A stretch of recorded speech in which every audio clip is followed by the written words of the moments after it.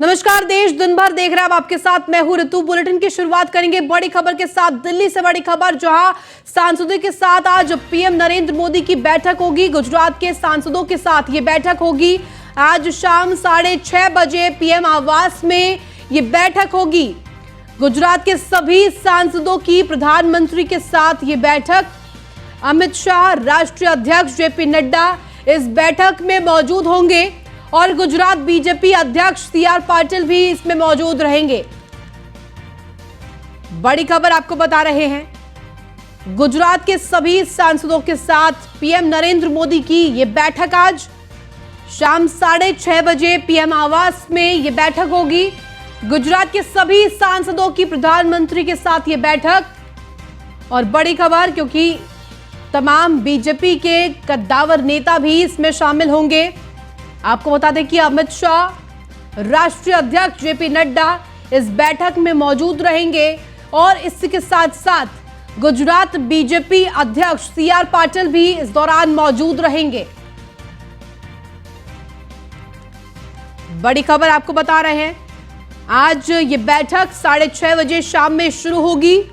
PM आवास में ये बैठक रखी गई है और गुजरात के सभी सांसदों की प्रधानमंत्री नरेंद्र मोदी के साथ ये बैठक कई मायनों में महत्वपूर्ण बताई जा रही है।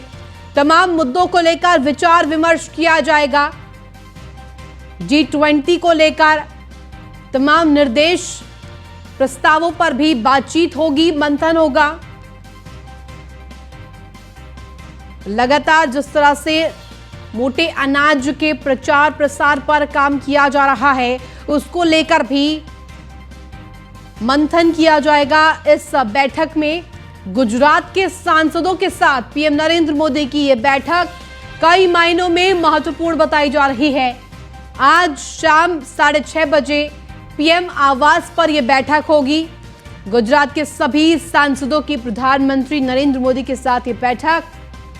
और बैठक में अमित शाह, राष्ट्रीय अध्यक्ष जेपी नड्डा मौजूद रहेंगे और इसके साथ साथ गुजरात बीजेपी अध्यक्ष सीआर पाटिल भी इस दौरान मौजूद रहेंगे। और ज्यादा जानकारी के साथ संवाददाता पीयूष तिवारी हमारे साथ लाइव जुड़ गए। पीयूष, जिस तरह से ये बैठक होने वाली है, गुजरात के सभी सांसदों के साथ पीएम की अध्यक्षता में ये बैठक होगी। शाम 6:30 बजे बताई जा रही है ये बैठक की जाएगी। क्या जानकारी, क्या मायने इस बैठक के?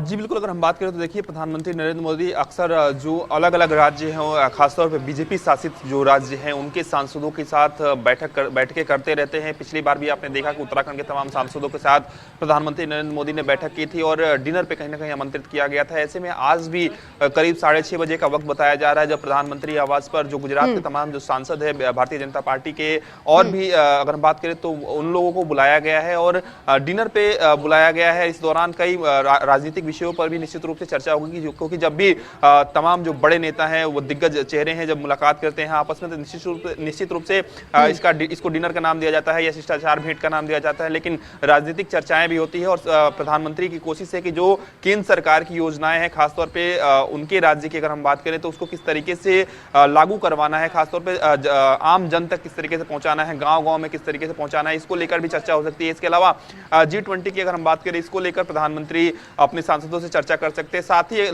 लोकसभा के 2024 के चुनाव भी नजदीक है। ऐसे में प्रधानमंत्री का जो गृह राज्य है वो गुजरात है। ऐसे में बीजेपी चाहती है कि भारतीय जनता पार्टी को गुजरात में सिंगल सीट का भी नुकसान ना हो और यही कारण है कि कहीं ना कहीं इसको लेकर चर्चा हो सकती है कि किस तरीके की पार्टी की जो रणनीति है वो किस तरीके से बन रही है, क्या कुछ कवायद की जा रही है, किस तरीके से प्रचार प्रसार किया जाएगा, क्या कुछ अब की बार कदम होने वाले हैं, केंद्र सरकार की योजनाओं को किस तरीके से आप लोग पहुंचा रहे हैं। एक फीडबैक भी कहीं ना कहीं अपने सांसदों से प्रधानमंत्री आज ले सकते हैं।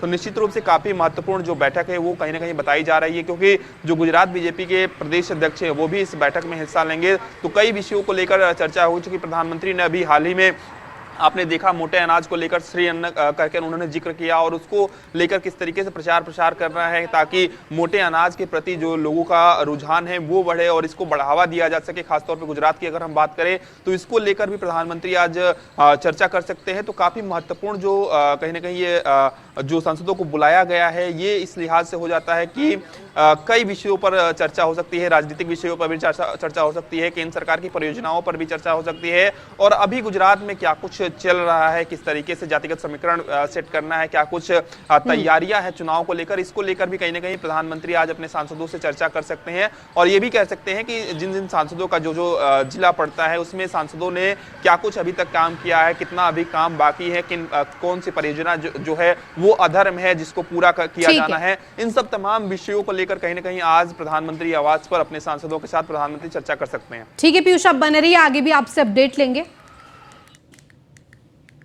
खबर दिल्ली से, जहां सिसोदिया की जमानत याचिका पर आज सुनवाई होगी। बड़ी खबर आपको बता दें, राउज एवेन्यू कोर्ट में जमानत याचिका पर सुनवाई होगी। आपको बता दें प्रवर्तन निदेशालय की हिरासत में है मनीष सिसोदिया। बड़ी खबर आपको बता रहे हैं, आज सुनवाई जमानत याचिका पर की जाएगी। राउज एवेन्यू कोर्ट में आज सुनवाई होनी है।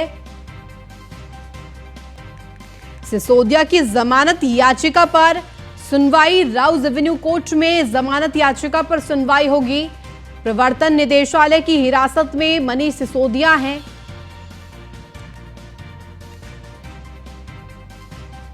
और आज जिस तरह से चौतरफा मनीष सिसोदिया शराब घोटाले में घिरे हैं,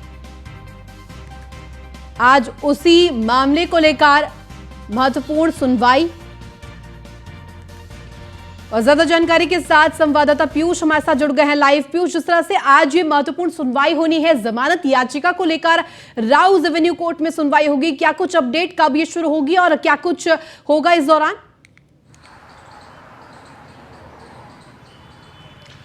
देखिए, निश्चित रूप से मनीष सिसोदिया के जमानत मामले में आज मनीष सिसोदिया को राउज एवेन्यू कोर्ट में पेश किया जाएगा, लेकिन सोर्सेस यही बताते हैं कि संभवतः कोशिश की जाएगी कि वीडियो कॉन्फ्रेंसिंग के जरिए भी पेशी हो सकती है या फिजिकली होगी, ये देखना होगा। करीब 2 बजे का वक्त बताया जा रहा है जब मनीष सिसोदिया को पेश किया जाएगा। लेकिन कहीं ना कहीं मनीष सिसोदिया की जो मुश्किल है वो कम होने का नाम नहीं ले रही है, क्योंकि जिस तरीके से आपने देखा कि सीबीआई ने केस दर्ज किया, उसके बाद ईडी पूछताछ करने तिहाड़ जेल पहुंचती है और ईडी उन्हें गिरफ्तार करती है। चूंकि कल भी जो सुनवाई हुई थी उसमें जो एम के नागपाल है जज हैं, उन्होंने कहीं ना कहीं मनीष सिसोदिया की जो न्यायिक हिरासत है वो 3 अप्रैल तक बढ़ा दिया था।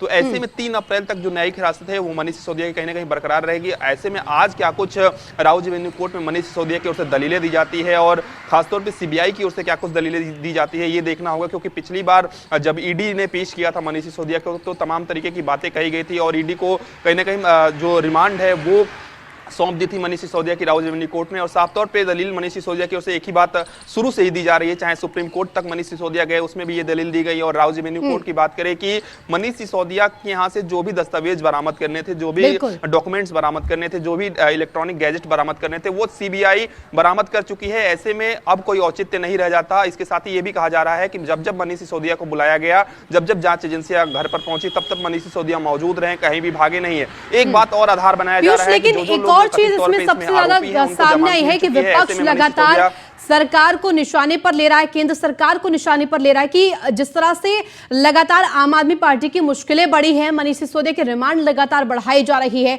उसको लेकर यह कहा जा रहा है कि सरकारी संस्थाओं का गलत उपयोग केंद्र सरकार कर रही है।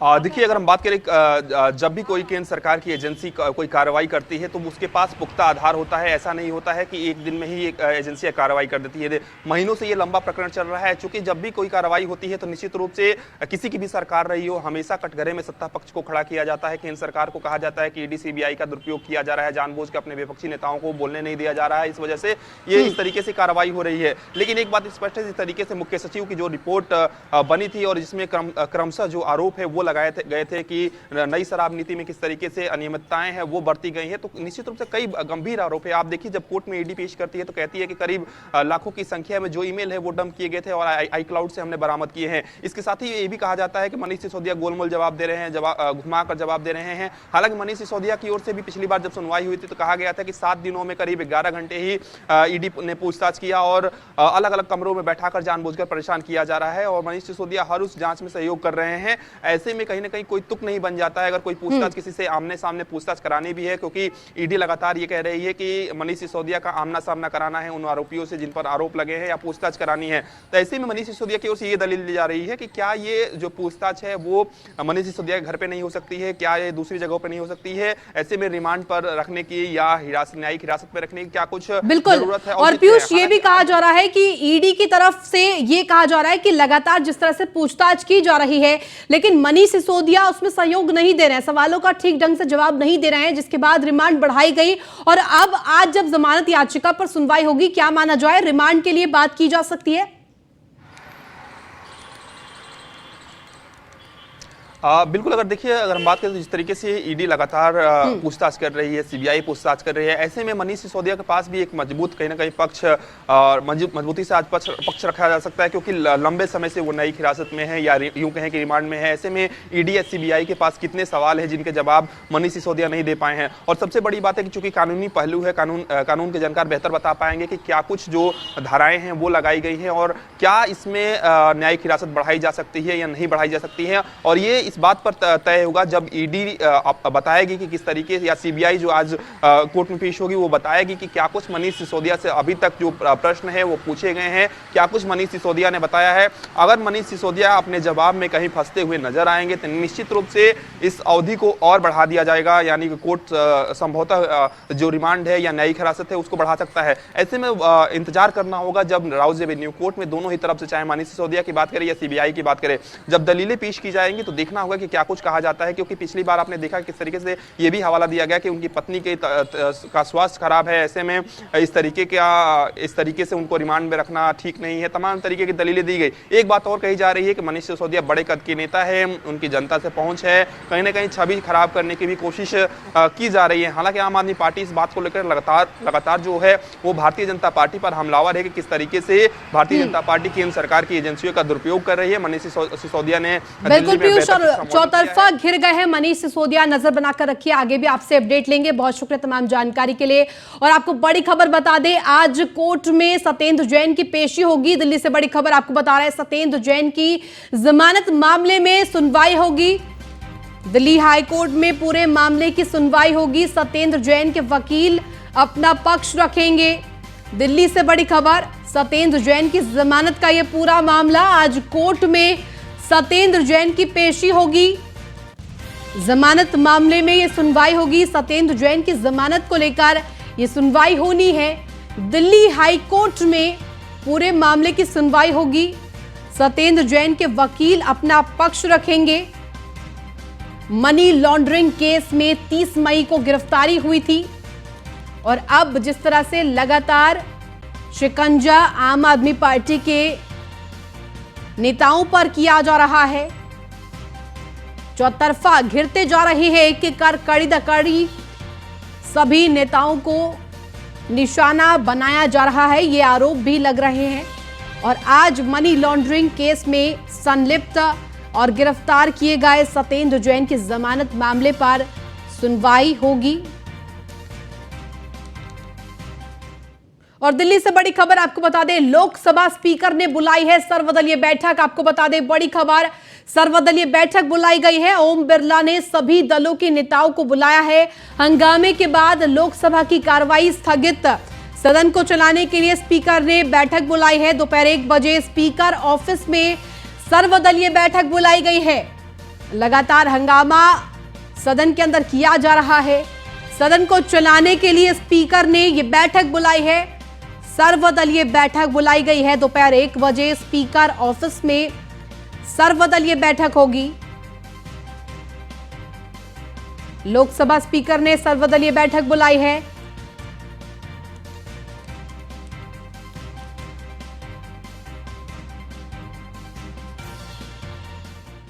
और बड़ी खबर दिल्ली से आपको बता दें, बीजेपी के राष्ट्रीय प्रवक्ता संबित पात्रा का बयान सामने आया है। आपको बता दें, बड़े बयान में संबित पात्रा ने क्या कुछ कहा है। राहुल गांधी हमेशा देश का अपमान करते हैं, सीधे तौर पर प्रहार किया है उन्होंने। हम लोग उन्हें माफी मंगवाकर ही दम लेंगे। संबित पात्रा का यह बड़ा बयान। 2019 में उन्हें सुप्रीम कोर्ट में माफी मांगना पड़ा था। मणिशंकर अय्यर और राहुल गांधी में अंतर क्या है, संबित पात्रा का यह बड़ा बयान। राहुल गांधी ने जाकर विदेश में साजिश की है। कमिटेड जुडिशरी क्या होती थी, ये आप इंदिरा जी के जीवनी में पढ़िए। किस प्रकार से आपातकाल के पश्चात और आपातकाल के दौरान जुडिशरी के साथ खिलवाड़ कांग्रेस पार्टी ने किया था। व्हाट इज कमिटेड जुडिशरी, इसकी पूरी चैप्टर आज अवेलेबल है। It is a matter of research. Just because the शहजादा वॉन्ट्स टू बिकम नवाब, शहजादे को नवाब बनना है। कांग्रेस पार्टी में आज लोकतंत्र शेष नहीं है। कांग्रेस पार्टी जनता जनार्दन, हिंदुस्तान के जनता जनार्दन के आशीर्वाद से शहजादे को नवाब नहीं बना सकती है। इसलिए दूसरे देशों में जाकर शहजादे प्लीड करते हैं कि मुझे नवाब बनना है, तुम मेरी मदद करो। यह नहीं चलेगा शहजादा, ये नहीं चलेगा। आज आपको माफी। और सीधे तौर पर राहुल गांधी को निशाना बनाकर कहा है कि माफी तो मंगवाकर ही दम लेंगे। राहुल गांधी ने भारतीय राजनीति में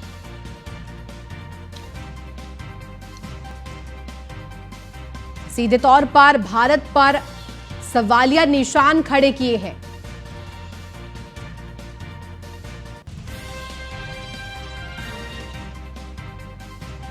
और बड़ी खबर राजस्थान से आपको बता दें, राजस्थान आईटी डे में जॉब फेयर के पहले दिन 3600 युवाओं को रोजगार मिला, जिसकी जानकारी खुद सीएम अशोक गहलोत ट्वीट कर दे रहे हैं। आपको बता दें, उन्होंने लिखा है कि ये बहुत खुशी की बात है कि आईटी दिवस के उपलक्ष्य में आयोजित जॉब फेयर के पहले ही दिन 3600 युवाओं के रोजगार का सपना साकार हुआ है। कई प्रतिभाशाली युवाओं को 33 लाख और 30 लाख जैसे आकर्षक पैकेज भी मिले हैं। साथ ही आगे लिखा कि सरकार विभिन्न प्रयासों से युवाओं को रोजगार देने की लगातार कोशिश कर रही है। और इस अवसर पर Rajiv Gandhi knowledge service and innovation hub का शिलान्यास और जन आधार ई वॉलेट भी लॉन्च किया गया। इसके अलावा मुख्यमंत्री निराश्रित सेवा योजना की शुरुआत भी की गई। तस्वीरें भी हम आपको लगातार दिखा रहे हैं। रोजगार का सृजन किया जा रहा है। सीधे तौर पर सीएम अशोक गहलोत ने ट्वीट कर यह बड़ी बात कही है। उन्होंने ये लिखा है कि बहुत खुशी की बात है कि रोजगार मिलने से कई लोगों को इसका फायदा पहुंचेगा। सीएम अशोक गहलोत ने ट्वीट कर जानकारी दी है। आईटी दिवस के उपलक्ष्य में आयोजित जॉब फेयर के पहले ही दिन 3600 युवाओं के रोजगार का सपना साकार हुआ है। प्रतिभाशाली युवाओं को 30 लाख जैसे आकर्षक पैकेज भी मिले हैं।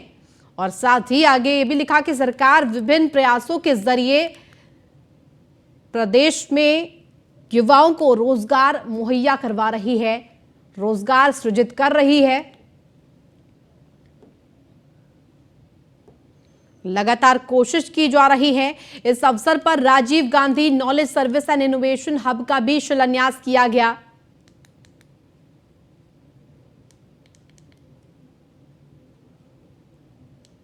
तस्वीरें आपको लगातार दिखा रहे हैं। इस आयोजन के जरिए रोजगार पर सीधे तौर पर सीएम अशोक गहलोत ने बड़ी बात कही है। जॉब फेयर में सीधे तौर पर 3600 युवाओं को जॉब मिली है। और बड़ी खबर आपको बता दें बरेली से, जहां अशरफ के गुर्गा लल्ला गद्दी ने सरेंडर किया है। सैटेलाइट पर सोमवार रात खुद को एसओजी के हवाले किया। बड़ी खबर आपको बता रहे, जेल में बंद अशरफ से अवैध मुलाकात के मामले में वांछित था लल्ला गद्दी, और लल्ला गद्दी के खिलाफ बिथरी बारादरी में दर्ज है केस। विशेष कोर्ट में सरेंडर के लिए भी डाल रखी थी अर्जी, और बुलडोजर के डर से दरअसल लल्ला गद्दी ने सरेंडर किया है। बड़ी खबर आपको बता रहे हैं, लल्ला गद्दी की गिरफ्तारी के बाद अब पुलिस को अशरफ के साले यानी कि सद्दाम की तलाश है। अशरफ के साले सद्दाम से लल्ला गद्दी के नजदीकी संबंध है।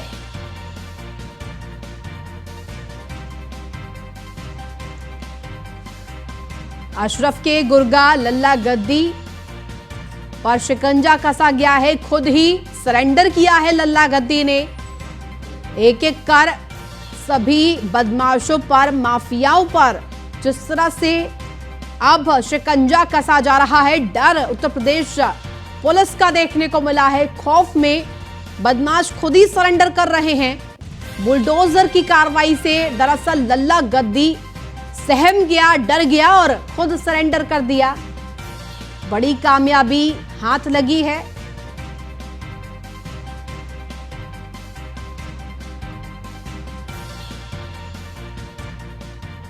और इस वक्त की बड़ी खबर आपको बता दें, प्रयागराज से इस वक्त की बड़ी खबर, जहां माफिया अतीक की पत्नी की अग्रिम जमानत याचिका पर सुनवाई। उमेश पाल हत्याकांड में फरार चल रही है Shaista Parveen. MP MLA court में आज याचिका पर सुनवाई होगी। खुद की गिरफ्तारी पर रोक लगाने को दाखिल की गई है याचिका में शाइस्ता परवीन ने खुद को बेगुनाह बताया है। पुलिस ने गिरफ्तारी पर घोषित किया है 25,000 का इनाम, और याचिका में सीधे तौर पर बेगुनाह खुद को बताते हुए गिरफ्तारी पर रोक लगाने की मांग की गई है। माफिया अतीक की पत्नी की अग्रिम जमानत याचिका पर सुनवाई, और उमेश पाल हत्याकांड में फिलहाल फरार चल रही है शाइस्ता परवीन। 25,000 का इनाम घोषित है, और एमपी एमएलए कोर्ट में आज याचिका पर सुनवाई होगी। खुद की गिरफ्तारी पर रोक लगाने के लिए याचिका दाखिल की गई है शाइस्ता परवीन की तरफ से, और याचिका पर आज सुनवाई। खुद को बेगुनाह बताया है। पुलिस ने गिरफ्तारी पर घोषित किया है 25,000 का इनाम, और लगातार अतीक के करीबियों पर भी बुलडोजर गरज रहा है। तो इसी के साथ फिलहाल देश दिन भर में बस इतना ही। आप देखते रहिए न्यूज़ 1 इंडिया।